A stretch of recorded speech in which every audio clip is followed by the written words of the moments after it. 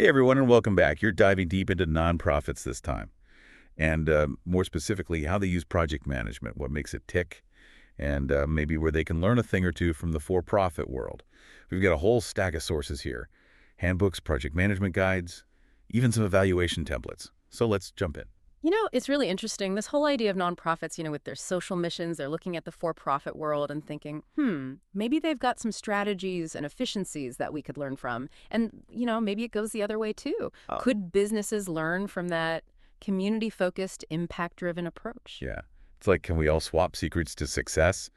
But okay, before we get ahead of ourselves, back up for a second and hit the basics.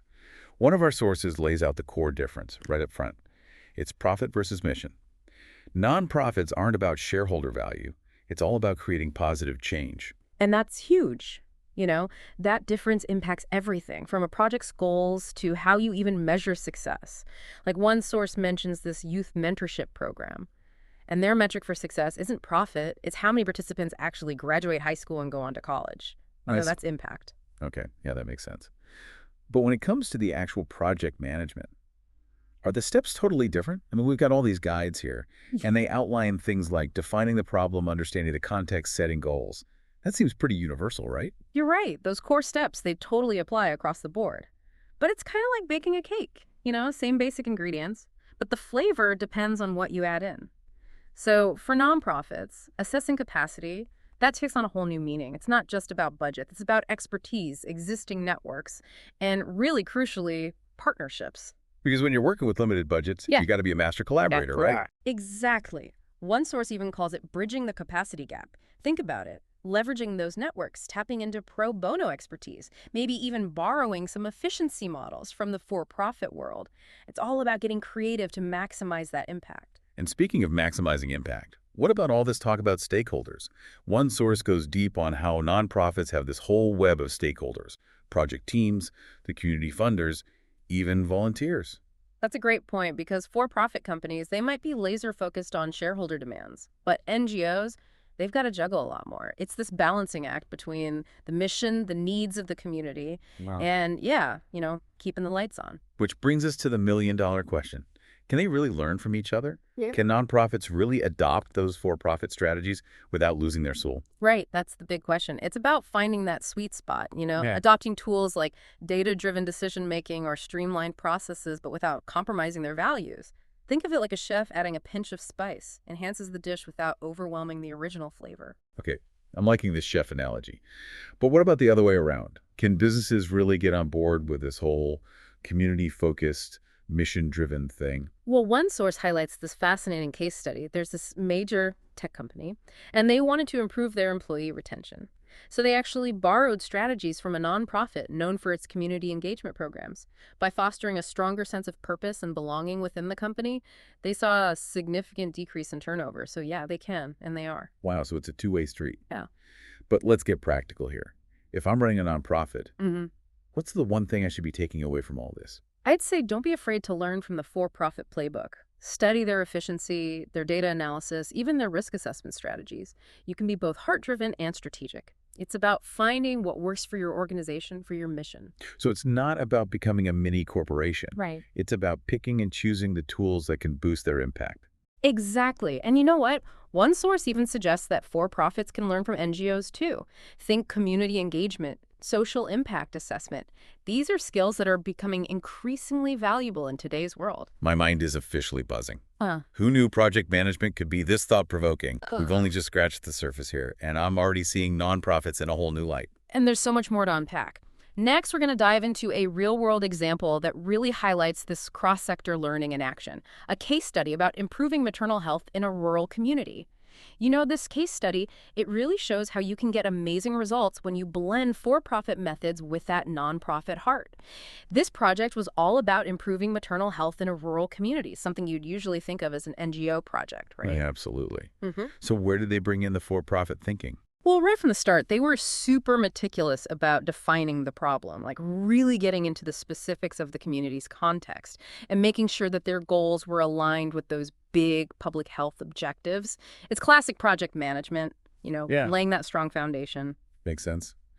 But I'm guessing they didn't have unlimited resources. How'd they manage that? That's where their nonprofit instincts kicked in. Instead of those big budget solutions, they focused on building partnerships. Local clinics, community health workers, even networks of volunteers.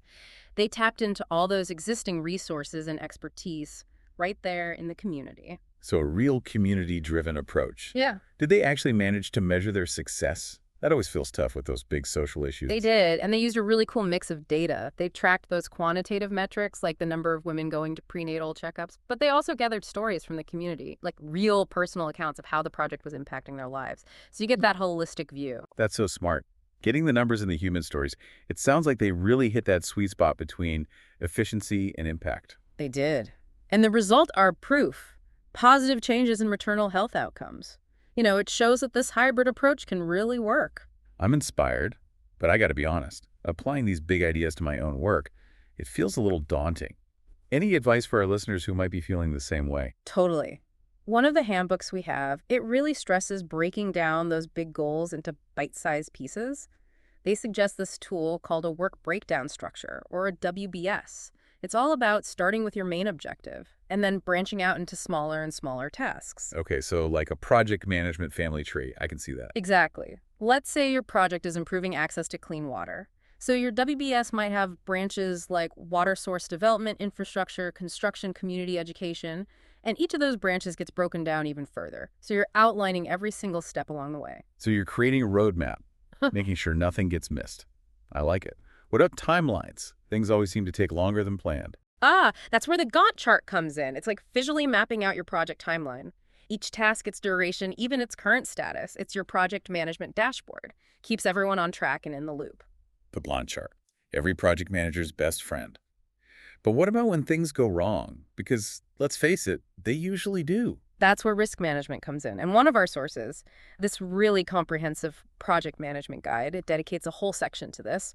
It's all about identifying those potential risks early on, like funding delays, staff turnover, unexpected changes in regulations, and then having a plan to deal with them, mitigate or avoid them. So like project management fortune telling. You could say that by thinking ahead about those bumps in the road. You can navigate them more effectively and keep your project moving forward. Okay, so we've got our work breakdown structure, our Gantt chart, our risk management plan. Anything else? A really crucial point that often gets overlooked, especially in the nonprofit world, resource allocation. It's not just about how much money you have, it's about spending it wisely. Right, because sometimes creativity and collaboration can be just as valuable as a big budget. Exactly. Maybe you partner with a local business for their expertise, or you leverage a university's research capabilities. It's about finding those win-win situations that maximize your impact without breaking the bank. I'm starting to see how these two worlds, for-profit and nonprofit, they can really learn from each other. It's like they each have a piece of the puzzle. And when you put those pieces together, you can create something truly amazing. But before we get carried away with the big picture, let's look at another practical tool that can make a huge difference. The project description. The project description, isn't that just a fancy title and a quick overview? It can be so much more. A well-crafted project description. It's like a blueprint for success. It goes way beyond just stating the obvious. It clearly lays out the problem you're tackling, why it matters, and how your project is going to create change. So it's about painting a vivid picture, not just checking a box. What else should it include? Remember those stakeholders we talked about? Your project description should clearly identify who they are and how they're going to be affected. It sets expectations and makes sure everyone's on the same page right from the start. Makes sense. No surprises down the road. Exactly. And a good project description. It also outlines your objectives, both the tangible outcomes and those less quantifiable impacts. Like if we're talking about that clean water project, you might have an objective to increase the number of households with access to safe water. Okay, that's the measurable number-driven part. Yeah. What about the impact on people's lives? Right. You might also have an objective to improve community health by reducing those waterborne illnesses. Or maybe to empower women by giving them a bigger role in managing water resources. Those impacts are harder to put a number on, but they're just as important. So it's like saying numbers alone don't tell the whole story. You need to understand the ripple effects, the human side of things. Exactly. And speaking of capturing the human side, a solid evaluation plan is key. Our handbook on project evaluation, it really emphasizes using a mix of tools. It's not just about crunching numbers, it's about gathering stories, listening to community feedback, and actually observing how people's behaviors change over time. I love that. It's like being a project detective, gathering clues from all these different sources to build a complete picture of the impact. And that leads us to another key point. Aligning your project with your organization's big picture goals, it's not enough to just solve the problem right in front of you. It's about making sure your project fits into your overall mission and values. So it's not just about doing good. It's about doing the right kind of good, the kind that really aligns with your organization's purpose. Exactly. Like if your organization is all about sustainable development, Right. your clean water project shouldn't end up depleting local groundwater resources. Right. Yeah, that would be a major misstep. So it's like holding up your project to a mirror, making sure it reflects the best of what your organization stands for. And don't be afraid to get your stakeholders involved in that alignment check. Get feedback from your community partners, your funders, even the people who are benefiting from your project. They might offer insights you hadn't even thought of. It's like that old saying, two heads are better than one. Or in this case, maybe a whole network of heads is better than one. And you know what? By making sure your project is aligned with your organization's goals and values, you're not just creating a more impactful project, you're actually strengthening your organization's identity and credibility. This has been so insightful. I feel like I've got a whole new set of tools for tackling those tough challenges. And there's even more to discover. Next time, we're diving into some specific tools and techniques that can really bring this hybrid approach to life. All right, so we've covered project descriptions, Gantt charts, all that good stuff, but I'm ready for more. What other tools can help us bridge this gap between the nonprofit and for-profit worlds? Well, one of the sources, this guide, all about designing results-oriented projects, it had a really interesting point about communication. Nonprofits can actually learn a lot from how for-profit companies communicate, especially when you're talking about all those different stakeholders. Yeah, because everyone comes in with different expectations, right? Hmm. Like funders want to see the numbers, but community partners might want more personal updates. Exactly. It's all about tailoring your message. Think about those really slick marketing campaigns you see, strong visuals, targeted messaging stories that resonate. Nonprofits can totally borrow those techniques to get their message out there. So it's about upping your communication game, but without losing that authentic voice. Absolutely. And another big takeaway from our sources, transparency. Yeah. Nonprofits, they often deal with sensitive issues and complex challenges.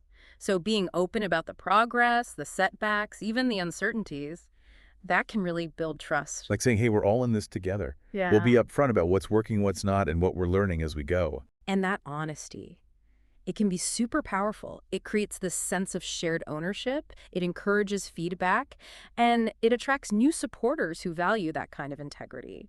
But communication isn't the only area where for-profits can learn something new. Oh, I'm all ears.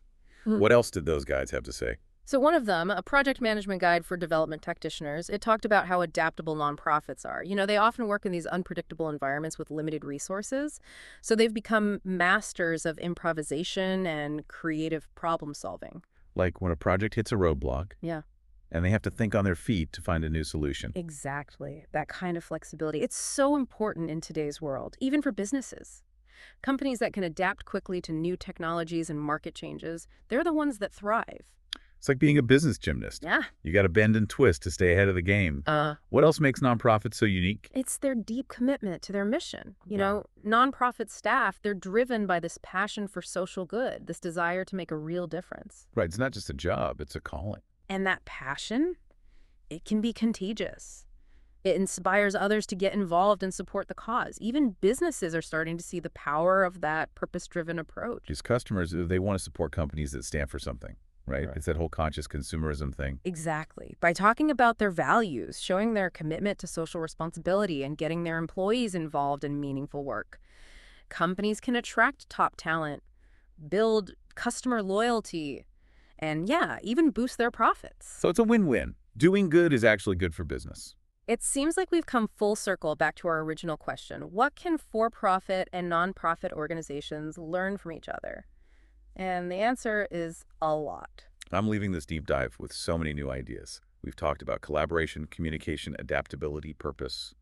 And it's clear that both sectors have so much to offer each other. At the end of the day, it's about realizing that we're all in this together. Whether we're in the nonprofit or for-profit world, we all have a part to play in making the world a better place. And that's a message worth shouting from the rooftops. So to all our listeners out there, go out and be the change makers the world needs. Embrace collaboration, communicate clearly, adapt fearlessly, and never lose sight of your purpose. And until next time, keep diving deep into those realms of knowledge and inspiration. We'll see you on the next deep dive.